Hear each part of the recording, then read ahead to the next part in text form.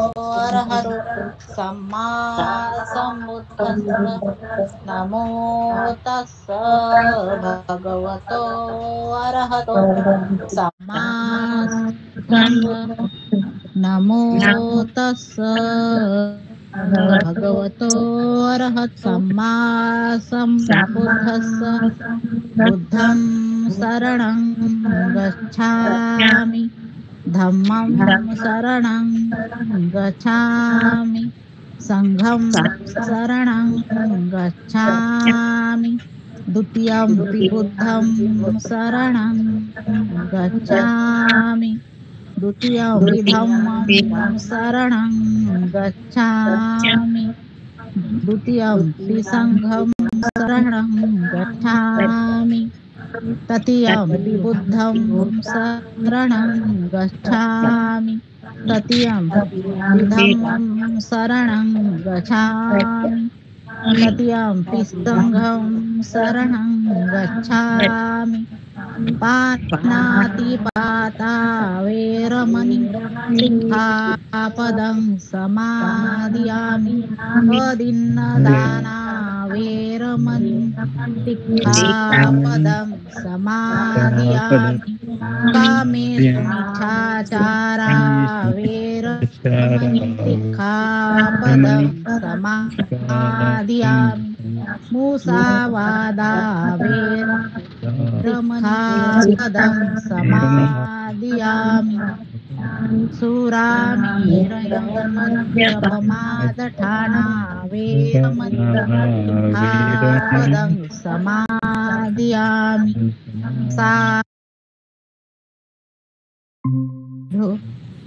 बुद्धं नमामि धम्मं नमामि संघं नमामि।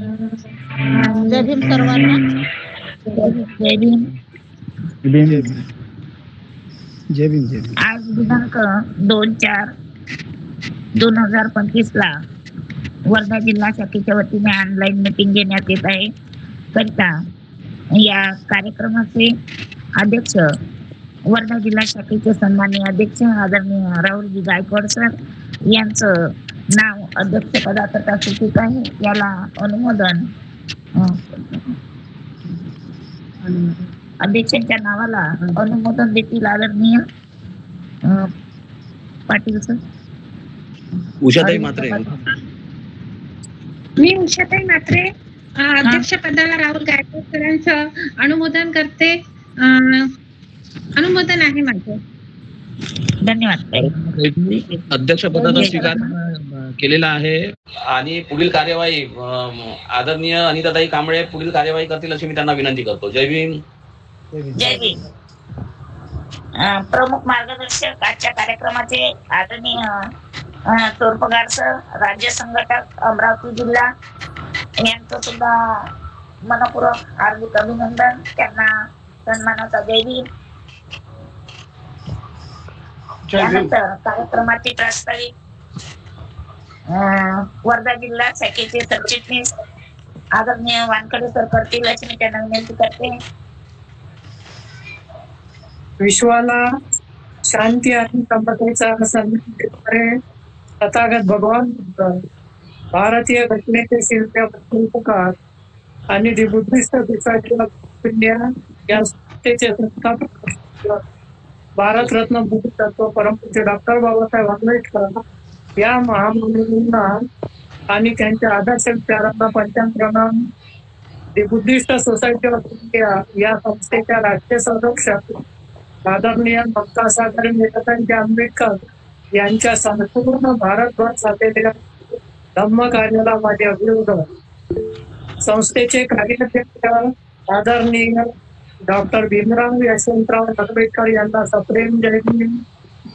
आजच्या या सभेचे अध्यक्ष आदरणीय वर्धा जिल्हा अध्यक्ष राहुलजी गायकवाड यांना सप्रेम जय भीम। आजच्या या सभेला मार्गदर्शन करण्यासाठी आपल्या विभागाचे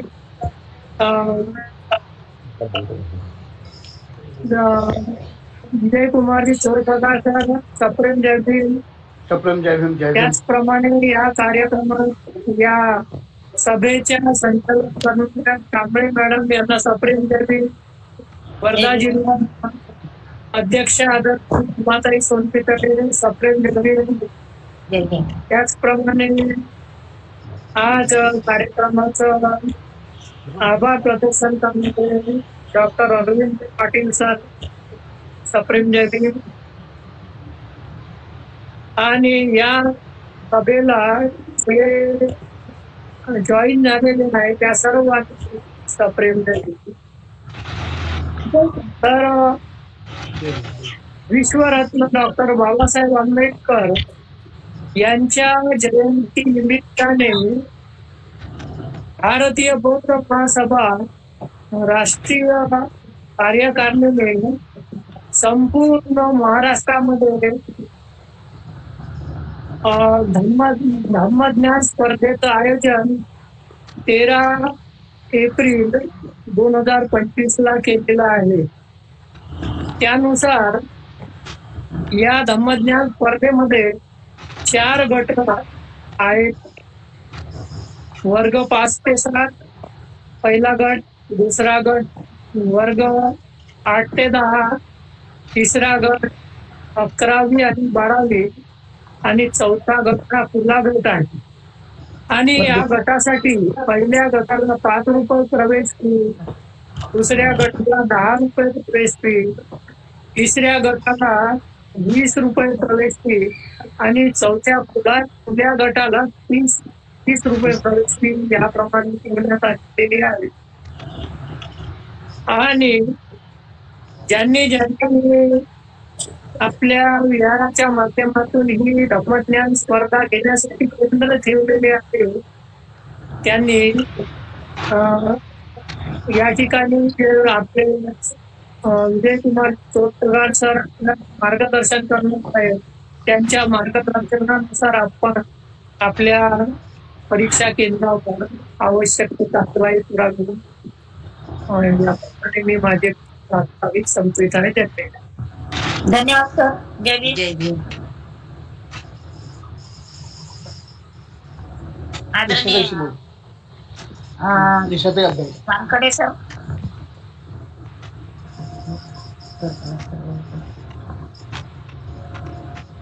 प्रमुख मार्गदर्शक आदरणीय सूचना देणार होते ना. तर पहिला विषय आहे आदरणीय अध्यक्ष गायकवाड सर काही सूचना करणार आहे. तर आदरणीय गायकवाड सर यांनी सुरुवात करावी अशी मी त्यांना विनंती करते. तथागत भगवान गौतम बुद्ध, बोधिसत्व परमपूज्य डॉक्टर बाबासाहेब आंबेडकर यांच्या आदर्श विचारांना वंदन करतो. त्याचप्रमाणे दी बुद्धी सोसायटी ऑफ इंडिया म्हणजेच भारतीय बौद्ध महासभा या संस्थेच्या राष्ट्रीय संरक्षक आदरणीय महाउपासिका मीराताई आंबेडकर,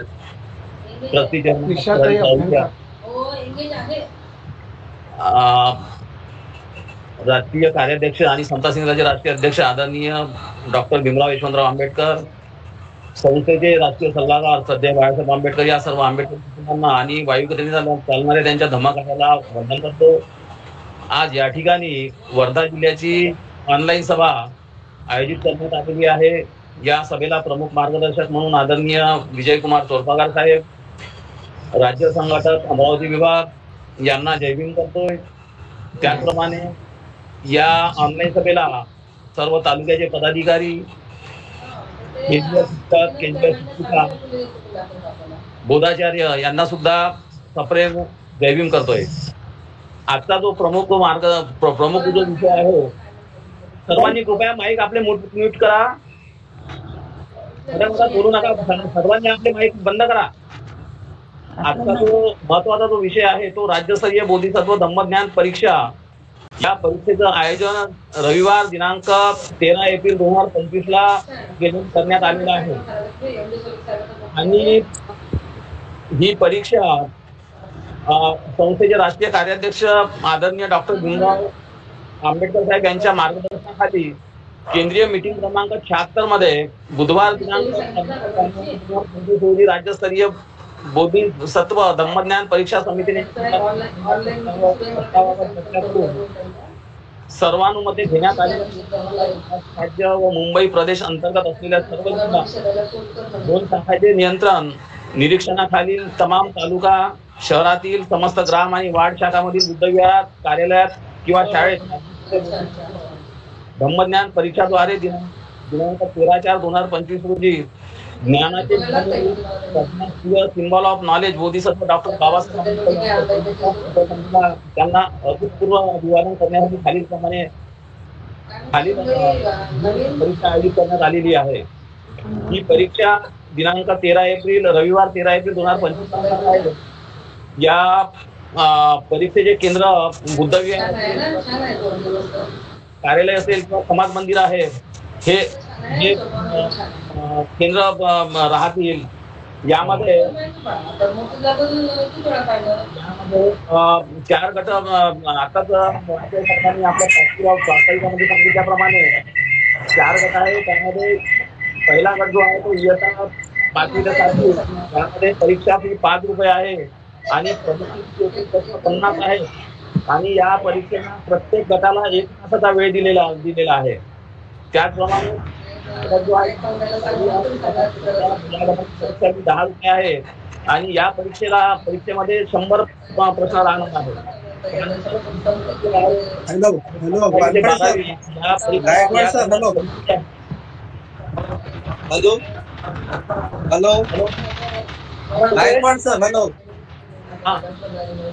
सर अगोदर त्यांनी मीटिंग मध्ये ज्यांचे स्पीकर ऑन आहे त्यांनी ते ऑफ करायला लावा.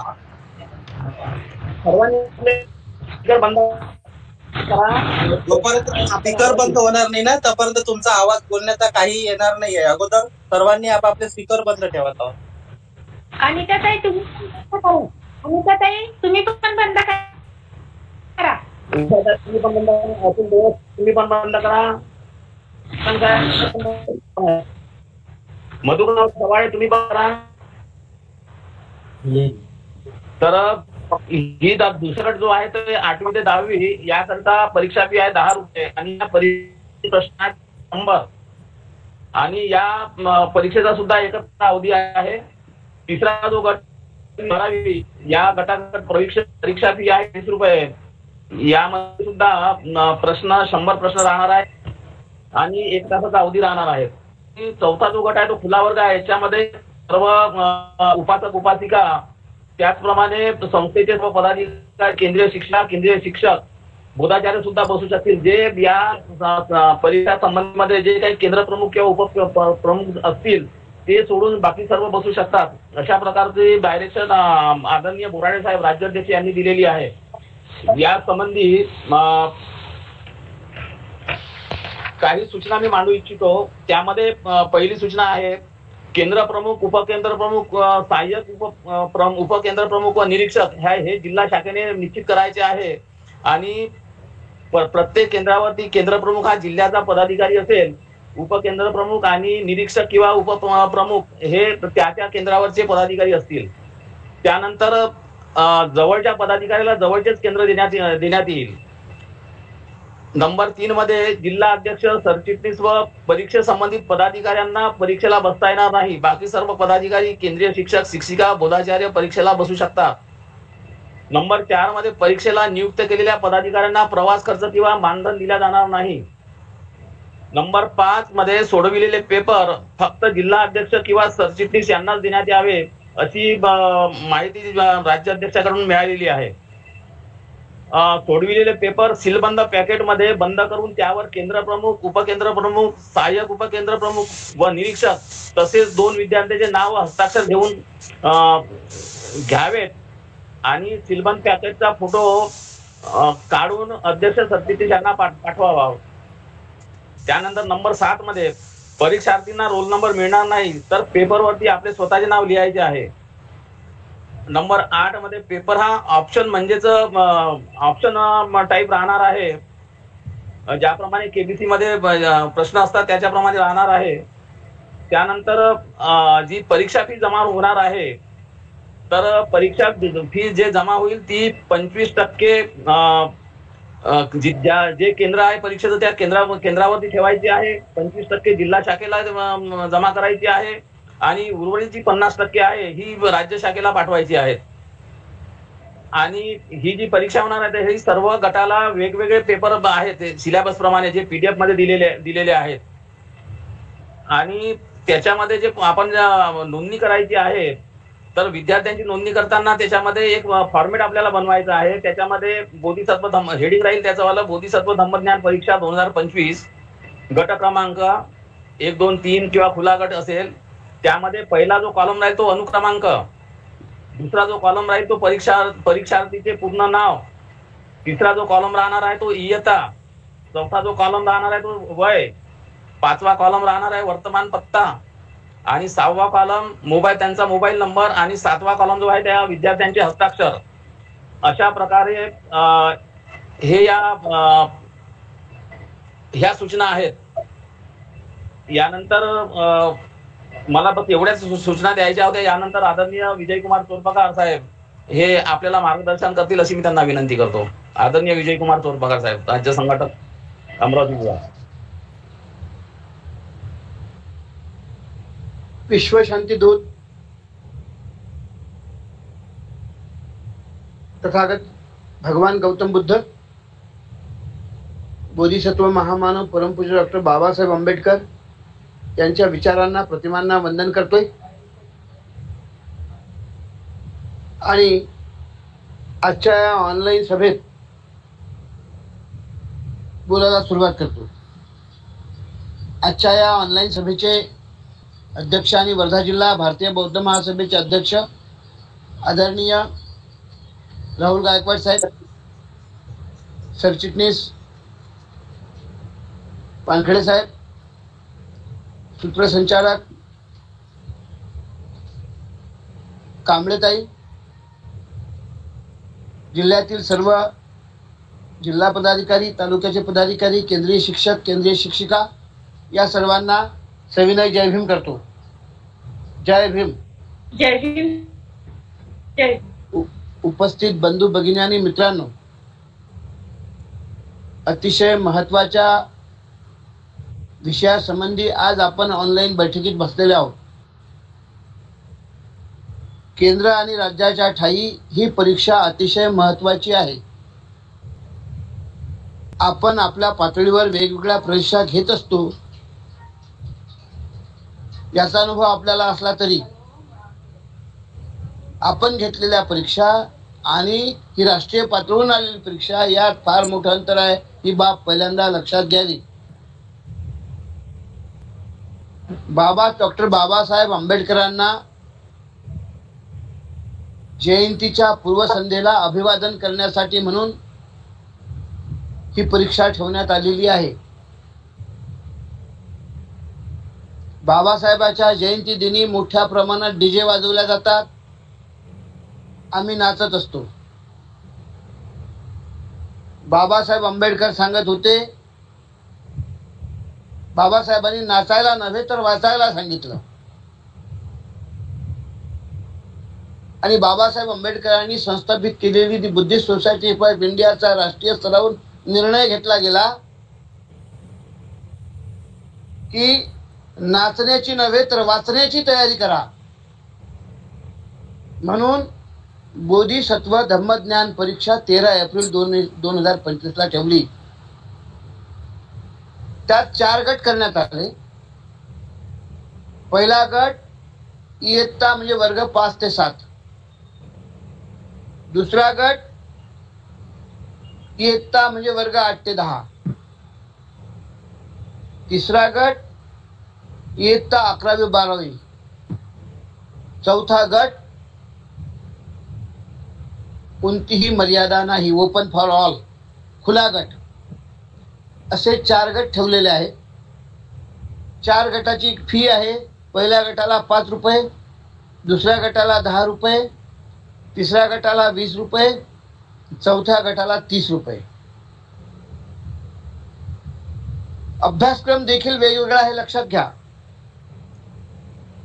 पहिल्या गटाला वेगळा अभ्यासक्रम, दुसऱ्या गटाला वेगळा अभ्यासक्रम, तिसऱ्या गटाला वेगळा अभ्यासक्रम, चौथ्या गटाला वेगळा अभ्यासक्रम.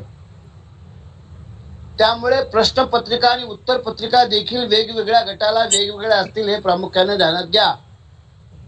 सर्व प्रश्नपत्रिका सर्वांसाठी सारख्या नाहीत हेही लक्षात असू द्या. आपण वारंवार प्रेशराईज केल्यानंतर 25/3 अंतिमतः परीक्षा केंद्र निश्चित केलेली आहे. गायकवाड साहेब, आपल्या जिल्ह्यात एकूण किती केंद्र आपण निश्चित करून पाठवली? 8 केंद्र सर. 8 केंद्र आहेत, फार कमी आहेत. अमरावती जिल्ह्यात पूर्वमध्ये 50 आहेत, पश्चिममध्ये 40 आहेत. पश्चिममध्ये 1793 परीक्षार्थी आहेत 4 गटातले. पूर्वमध्ये 1100 काही परीक्षार्थी आहेत. त्यामुळे तुमचे किती परीक्षार्थी आहेत जरा सांगा. गटवाईज सांगू सर की टोटल सांगू? गटवाईज सांगा सभेला. हा, सभेला गटवाईज म्हणजे पूर्ण वर्धा जिल्ह्यामध्ये गट क्रमांक 1 मध्ये टोटल 73. दुसऱ्या गटामध्ये 67. तिसऱ्या गटामध्ये 55. चौथ्या गटामध्ये 96. असे टोटल 291 291 परीक्षार्थी बसणार आहे सर हे 8 केंद्रावरती. अच्छा, ओके.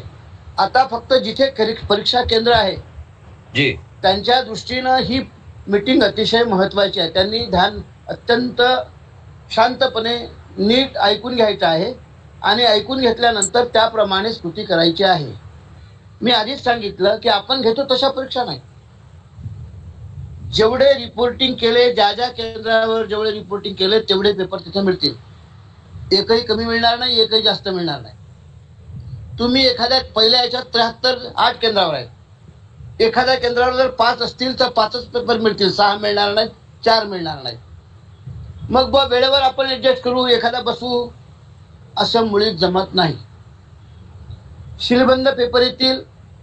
शिलबंद पेपर फोडण्याची पद्धती अशी आहे की केंद्रावर परीक्षक, केंद्र प्रमुख, उपप्रमुख, सहाय्यक प्रमुख आणि तिथला विद्यार्थी सैनिक नसेल तर यांच्या उपस्थितीत ते फोडायचं आहे, पंचनामा करायचा आहे. त्याची व्हिडिओग्राफी मुंबईला पाठवायची आहे, लक्षात घ्या. जिल्ह्याला पाठवा, जिल्हा केंद्र राज्याला पाठवेल. यात जर अनियमितता झाली, चूक झाली, जाणून बुजून चूक करण्याचा कोणी प्रयत्न केला, गडबड केली तर ते जिल्हा कार्यकारिणी बरखास्त करण्यात येईल असा निर्णय केंद्रीय कार्यकारिणीनं घेतलेला आहे. जो कोणी यात चूक करेल असा कोणताही पदाधिकारी नोटीसमध्ये आल्यानंतर त्याच्यावरती कारवाई होणार आहे. म्हणून अतिशय शिस्तबद्ध पद्धतीनं परीक्षा घेण्यासाठी नियोजनबद्ध पद्धतीनं आपण ह्या बाबी ध्यानात घेतल्या पाहिजेत. जिल्ह्याचे अध्यक्ष, सरचिटणीस, परीक्षेचे जिल्हा निरीक्षक आहेत, नियंत्रक आहेत.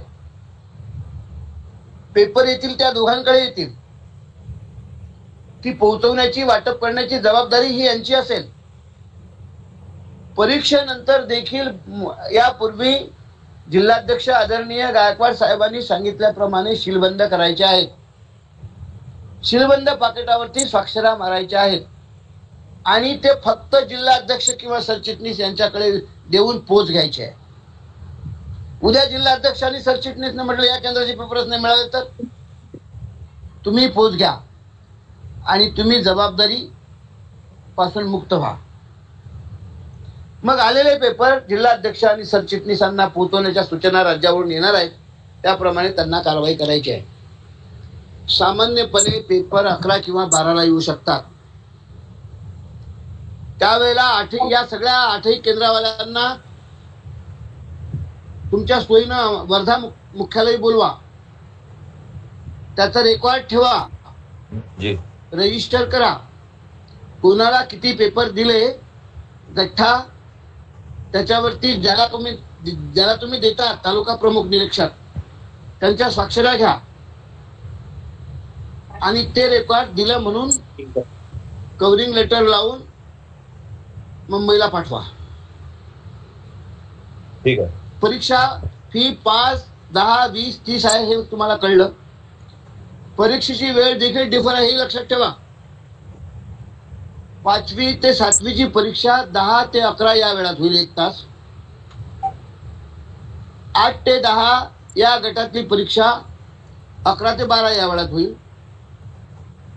आणि तिसरा जो गट आहे 11वी 12वीचा, त्याची परीक्षा 12 ते 1 या गटात होईल. आणि चौथ्या गट खुला 1 ते 2 या वेळात होणार आहे. सगळ्यांना 1 तासच वेळ आहे, परंतु वेळा हे वेगवेगळा आहे. 10 पासून सुरू होते, 1-1 तासाने.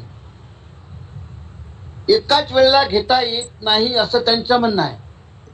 राष्ट्रीय कार्यकारिणीनं जशा सूचना दिलेल्या आहेत, रायटिंगमध्ये दिलेल्या आहेत, त्या तंतोतंत पाळायच्या आहेत. अभ्यासक्रम दिलेला आहे. अभ्यासक्रमाचं PDF त्यांनी पाठवलेलं होतं. 4 वेगवेगळ्या गटाचा अभ्यासक्रम देखील दिलेला होता. आणि केंद्रावर कोणाला नेमायचं आहे याच्या सूचना देखील जिल्हाध्यक्ष, जिल्हा सरचिटणीस आणि जिल्ह्याच्या महत्वाच्या पदाधिकाऱ्यांनी 4दा वाचा. ते 8 केंद्राला पाठवा. त्याच्या नेमणं आदेश करा गायकवाड साहेब. जी सर जी. कोणत्या केंद्रात कोण परीक्षक असेल जी आणि कोण काय असेल हे त्याच्यावरती लिहा. ठीक आहे सर. आदेश काढून आणि त्याची प्रत वरिष्ठांना पाठवा. जी जी. लवकरच आदेश काढा. 5 तारखेला आणि सांगितलं त्याप्रमाणे ठीक आहे, आदेश काढा. जी. सगळे आदेश मग त्याचं काम करायचं आहे, त्याप्रमाणे ते करा. आणखी काय अडचण कोणाला आहे, जिथे परीक्षा आहे ते मला सांगा, म्हणजे मी त्याचं उत्तर देतो. आणखी कोणाला काही अडचण आहे का? एक तालुका घ्या, एक तालुक्याने तालुक्याचे अध्यक्ष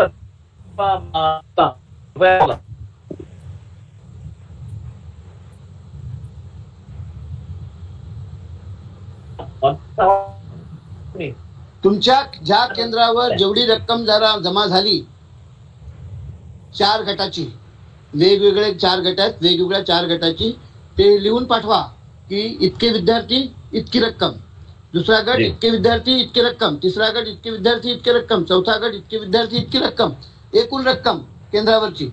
यापैकी 25% रक्कम केंद्रावर खर्च करण्यासाठी आहे. काही टेबल खुर्च्या, काही ने आण करणे याच्यासाठी आहे. आणि 75% रक्कम जिल्ह्याकडे पाठवायची आहे. त्यातली 25% रक्कम जिल्हा ठेवील आणि 50% रक्कम राज्याला पाठवेल. पण तो हिशोब केंद्र प्रमुखापासून जिल्ह्याकडे आला पाहिजे आणि जिल्ह्याने राज्याकडे पाठवला पाहिजे. आणखी या व्यतिरिक्त काय अडचण आहे सांगा.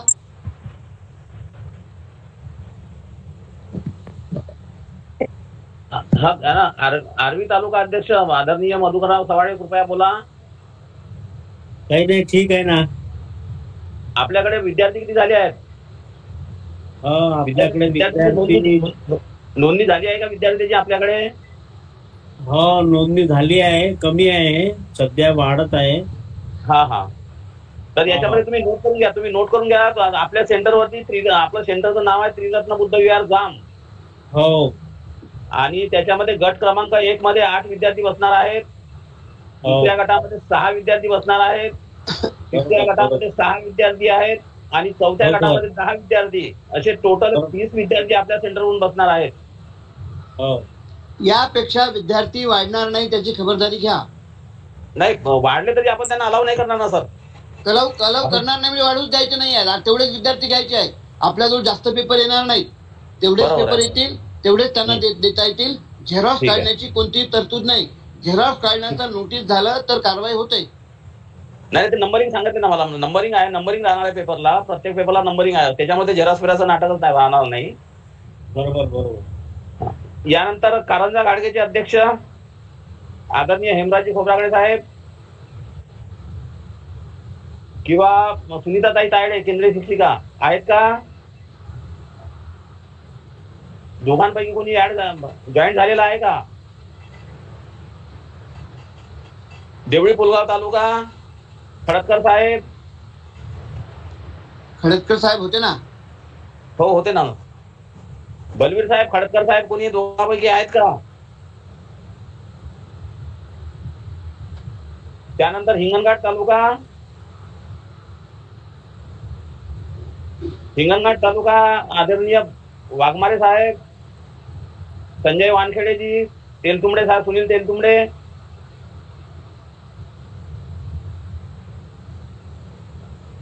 हा हा, याच्यानंतर वर्धा जिल्ह्याचे मी केंद्र सांगतो सर, सगळ्यांनी नोट करून घ्या वाटलं. वर्धा जिल्ह्यामध्ये पहिलं जे परीक्षा केंद्र आहे जिल्हा महाविहार समतानगर वर्धा. या ठिकाणी पहिल्या गटामध्ये 10 विद्यार्थी राहणार आहेत, दुसऱ्या गटामध्ये 12 विद्यार्थी राहणार आहेत, तिसऱ्या गटामध्ये 8 विद्यार्थी राहणार आहेत आणि चौथ्या गटामध्ये 15 असे एकूण 45 विद्यार्थी राहणार आहेत त्या परीक्षा केंद्रावरती. त्यानंतर दुसरं केंद्र जे आहे भीमरत्न बुद्धविहार गजानन नगर वर्धा. तायडे साहेब, प्रकाशजी तायडे जॉईन झाले आहेत का? तर या भीमरत्न बुद्धविहार गजानन नगर या ठिकाणी गट क्रमांक 1 मध्ये 8 विद्यार्थी, गट क्रमांक 2 मध्ये 6 विद्यार्थी, गट क्रमांक 3 मध्ये 8 विद्यार्थी आणि खुल्या गटामध्ये 10 विद्यार्थी असे एकूण 32 विद्यार्थी त्या ठिकाणी बसणार आहेत. तिसरं जे विहार आहे वर्ध्याचं त्रिरत्न बुद्धविहार सिद्धार्थनगर वर्धा. या ठिकाणी पहिल्या गटामध्ये 12 विद्यार्थी, दुसऱ्या गटामध्ये 8 विद्यार्थी, तिसऱ्या गटामध्ये 6 विद्यार्थी आणि चौथ्या खुल्या गटामध्ये 10 विद्यार्थी असे एकूण 36 विद्यार्थी त्या केंद्रावरती परीक्षा देणार आहेत. चौथं जे परीक्षा केंद्र आहे लुंबिनी बुद्धविहार नागरी बँक कॉलनी वर्धा.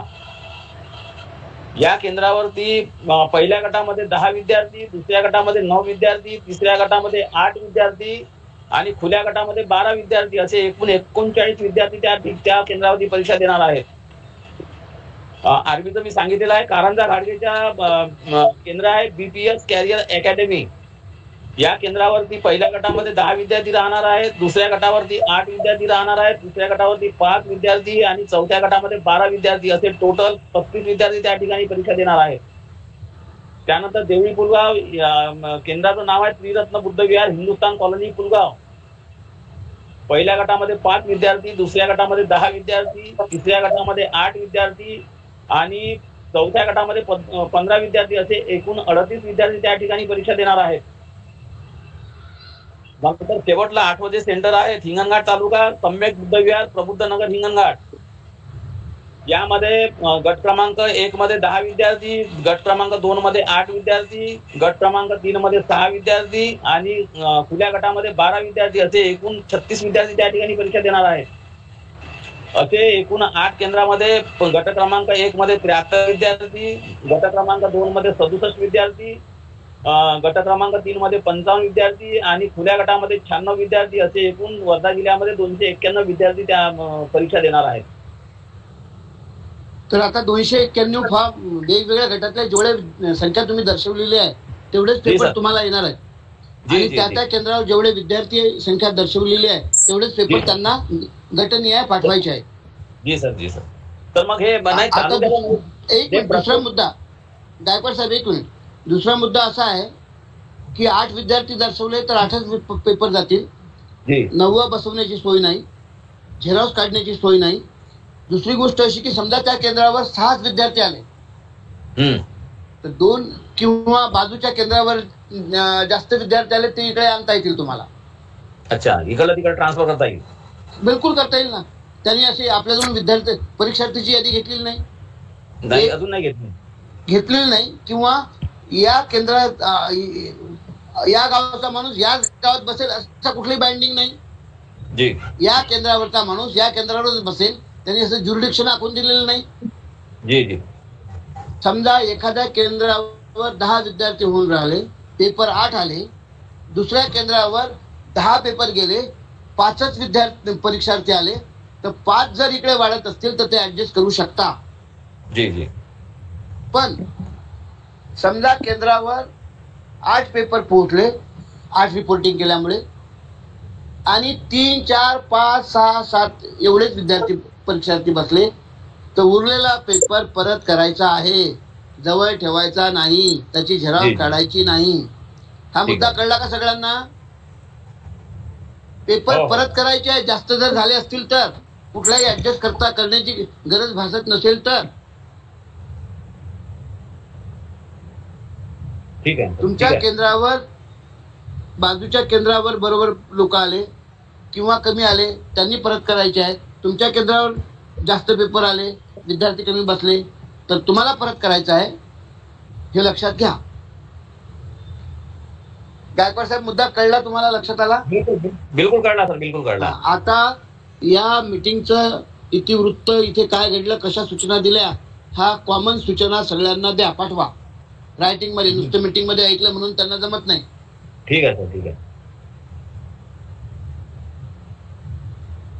आणखी कोणाचे काही मुद्दे?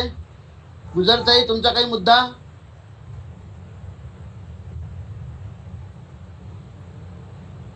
आणखी कोणाला काही शंका आहेत? वानखडे साहेब आहेत का? वानखडे साहेब, तुम्हाला काही शंका आहे? नाही. वानखडे साहेबांची आणि गायकवाड साहेबांची विशेष जबाबदारी आहे. केंद्रीय कार्यकारिणी असतो आणि त्याप्रमाणे ठरवतो. केंद्रीय कार्यकारिणी तुम्हाला दोघांना विशेष जबाबदार धरणार आहे. जी जी जी. ठीक आहे. आणखी कोणाला काही अडचण असेल तर सांगा, विचारा, मी त्याचं निरसन करण्याचा प्रयत्न करतो. बोला, काही कोणाला काही प्रॉब्लेम आहेत का?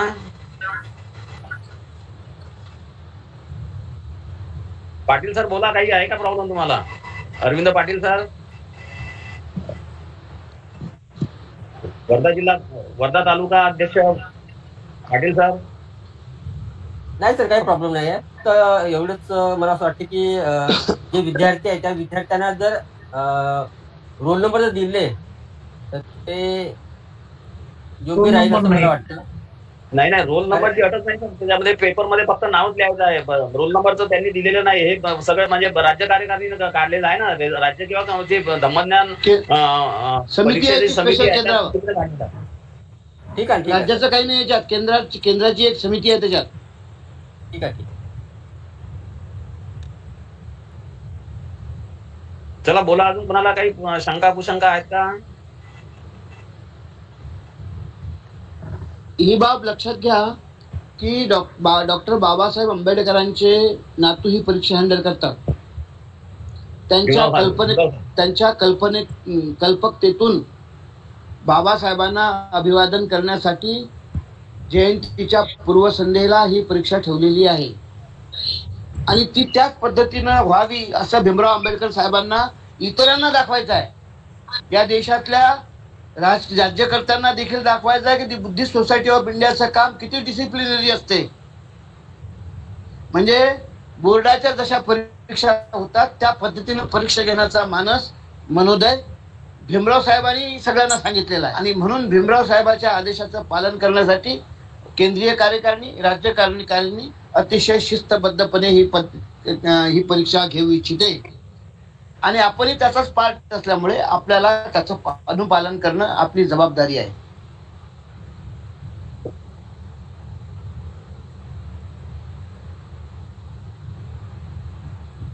मला विषयाबद्दल काही बोलायचं का म्हात्रे साहेब?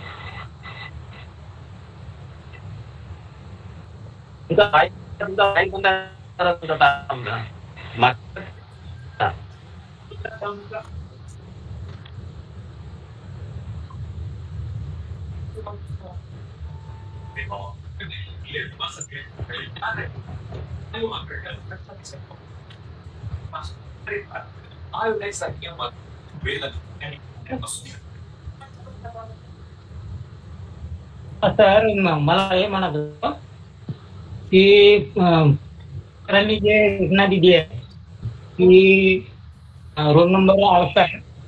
समजा एका सेंटरवर जर समजा दोन्ही नावाचे दोन सारख्या नावाचे जर समजा लोक असतील तर त्यात कसं कन्फ्युजन होण्याची जास्त शक्यता राहते. त्याच्यामुळे वरच्या स्तरावर तरी जिल्हा स्तरावर रोल नंबर येऊ शकला तर चांगलं होईल असं मला वाटतं. हे पाटील सरांच्या सूचनेला माझं अनुमोदन आहे.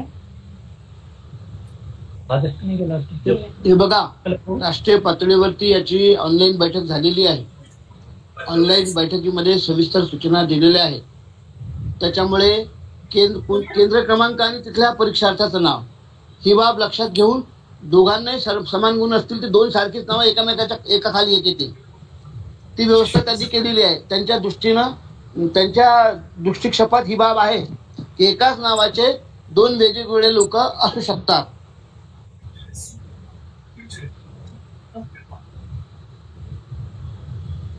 आपल्याला स्तरावरून आपल्याला कुठलंही काही काना मात्रा उकार आपल्याला लावायचा नाही. ज्या काही शंका कुशंका असतात त्याचं निरसन आपल्याला त्यांच्याकडून करून घ्यायचं आहे. आणि तिथे अनेक लोक विद्वान बसलेले आहेत, अनेक पुस्तकं वाचून तरबेज आहेत. तिथले राष्ट्रीय पातळीवरचे जे लोक आहेत ना, खूप पुढे आहेत. ते त्यांची वर्किंग मेथड, नित्याचं काम, दर आठवड्याचे 5 दिवस ते कार्यालयात असतात आणि दुपारी 3 पासून निघतात तर रात्री 12ला पोहोचतात. रोजचा नित्याचाच कार्यक्रम आहे. 2 दिवस फक्त कार्यालय बंद असते.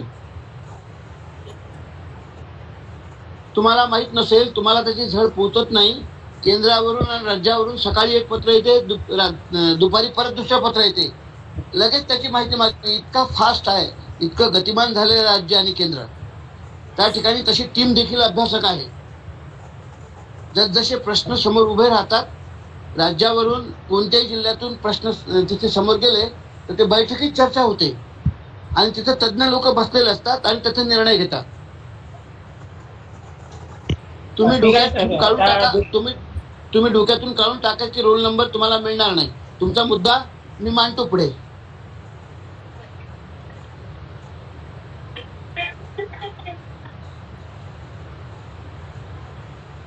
आणखी काही? हा, तायडे मॅडम आल्या, जॉईन झाल्यात का? तायडे मॅडम,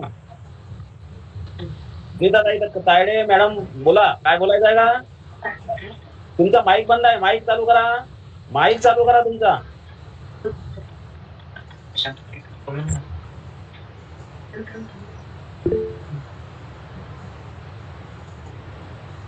हा, तायडे मॅडम बोला. तुमचा आवाज येत नाही, आवाज येत नाही.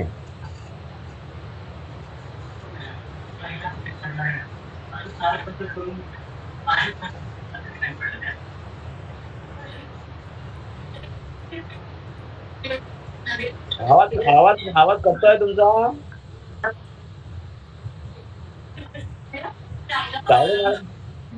तायडे मॅडम तुमचा आवाज करतोय.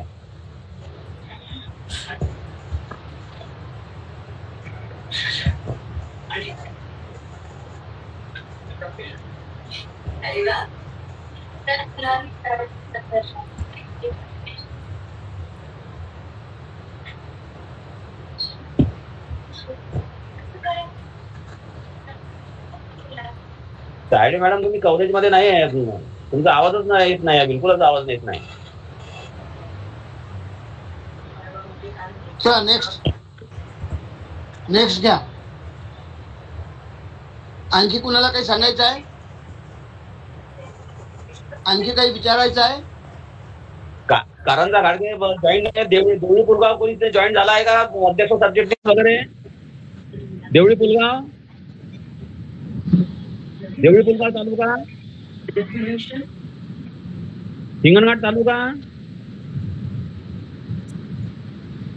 हिंगणघाट तालुक्याचं कोणी जॉईंट आहेत का?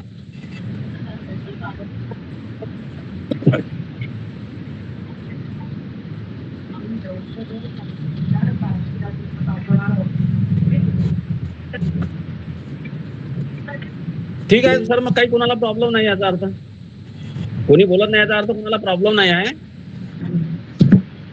तोरपाकर सर, आभार प्रदर्शन घ्या, सरणत्य घ्या. Sir 1 minute sir. आमचे वर्धा जिल्ह्यात 291 विद्यार्थी आहेत. जर यांच्यापेक्षा संख्या जास्त असली तर नाही जमणार. काही मी सांगितलं ना की एकही पेपर जास्त येत नाही आणि पेपरची झडप करता येत नाही. पेपरची झडप केली तर जिल्हा कार्यकारिणी बरखास्त करण्यात येईल. कुठलीही आपल्या स्तरावर कोणतीही अनियमितता आणि आपल्या मनाचा काना मात्रा उकार लावता येत नाही. कृपा करून ध्यानात ठेवा. Thank you sir. चला घ्या, आभार प्रदर्शन घ्या. पाटील सरांचं नाव घ्या. डॉक्टर अरविंद पाटील साहेब. पाटील सर.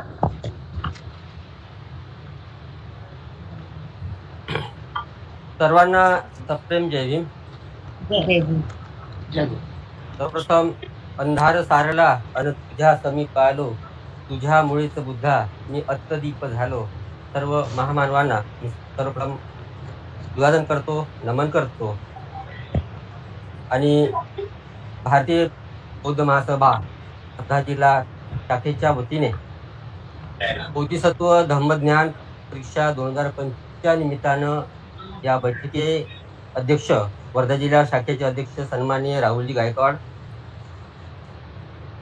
प्रमुख मार्गदर्शक आदरणीय विजय कुमार तोरपगार, राज्य संघटक अमरावती विभाग, आणि उपस्थित सर्व मान्यवर, आज या ठिकाणी दिनांक 13 एप्रिल 2025 डॉक्टर बाबासाहेब आंबेडकर यांच्या जयंतीच्या पूर्वसंध्येला ही बोधिसत्व धम्मज्ञान परीक्षा होणार आहे.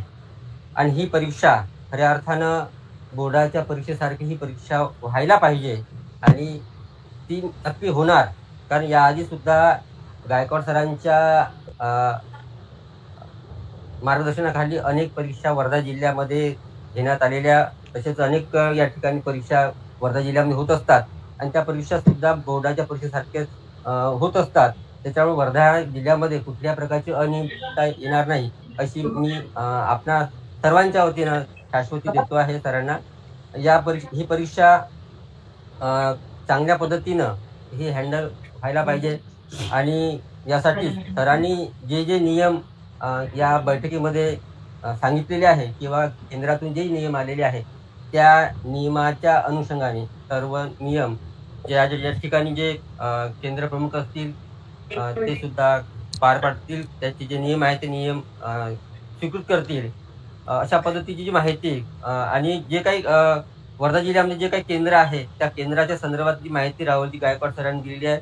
जवळपास 291 विद्यार्थी या ठिकाणी या परीक्षेला बसणार आहे आणि त्या संदर्भातली माहिती सरांनी सांगितली आहे. तेव्हा या कार्यक्रमाचे किंवा या मीटिंगचे जे अध्यक्ष राहुलजी गायकवाड यांचे मनापासून मी आभार व्यक्त करतो. त्याच पद्धतीनं राज्य संघटक अमरावती विभाग आदरणीय विजय कुमारजी तोरपगार यांनी सुद्धा ते नियम कशा पद्धतीने असायला पाहिजे आणि त्याची जी नियमावली आहे ती नियमावली आम्हा सर्वांच्या समोर ठेवलेली आहे, सर्वांना सांगितली आहे. त्यांचे सुद्धा मी मनापासून आभार व्यक्त करतो. आणि या बैठकीला उपस्थित असलेले सर्व मान्यवर, केंद्र शिक्षक तसेच सर्वांचे मी मनापासून आभार व्यक्त करतो. आणि आजच्या या माझ्यावर जी जबाबदारी सोपवली होती ती जबाबदारी या ठिकाणी मी त्या जबाबदारीला मी विराम देतो आहे. धन्यवाद. जय हिंद.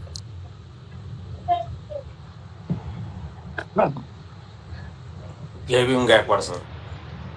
शरणच या. जय भीम. नक्की में शरण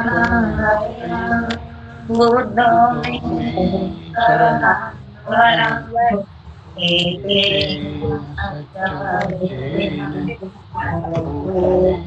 जय मंगल शरणं गय्या धम्मो मे शरणं वरं गीतेन सत्यवद्येन होतुमि जयं नत्थि मे शरणं गय्या संघो मे शरणं वरं गीतेन सत्यवद्येन होतुमि जयं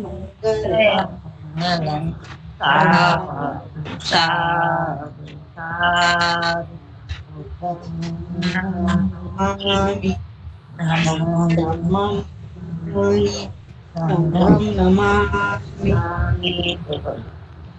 एक सूचना आहे सगळ्या कृपया सर्वांनी थोडंसं लक्ष द्या. एकच सूचना आहे.